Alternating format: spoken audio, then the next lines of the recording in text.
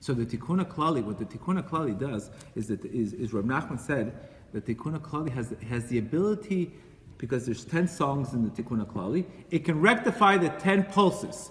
That means right away I feel depressed, all of a sudden my pulse is going to be different when I'm happy.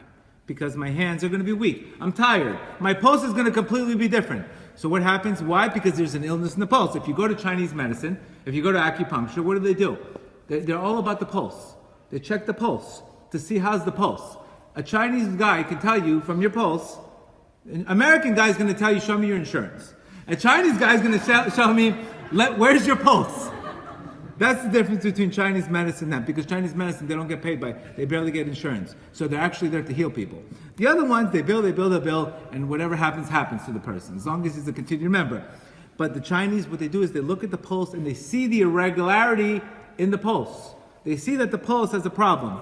The Baal Shem Tov used to touch a person and he used to know everything about his life through the pulse, because he knew exactly where the issue is in the pulse that's off. Now, it could be, for example, a person gets angry.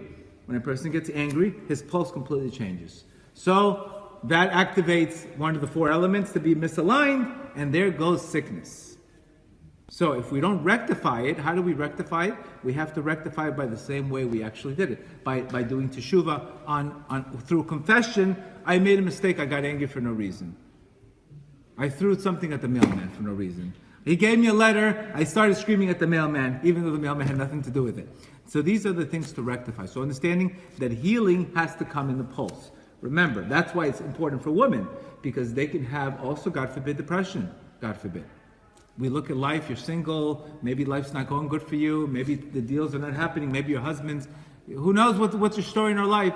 But what happens is when we don't focus on the good in our life, it's very easy to get depressed. Reb Nachman says in lesson 189 that depression will come to you like a blink of an eye. If you're not careful, it'll come to you, all of a sudden you could be happy at 3 o'clock, 3:30 you're in bed. Like a bite of a serpent.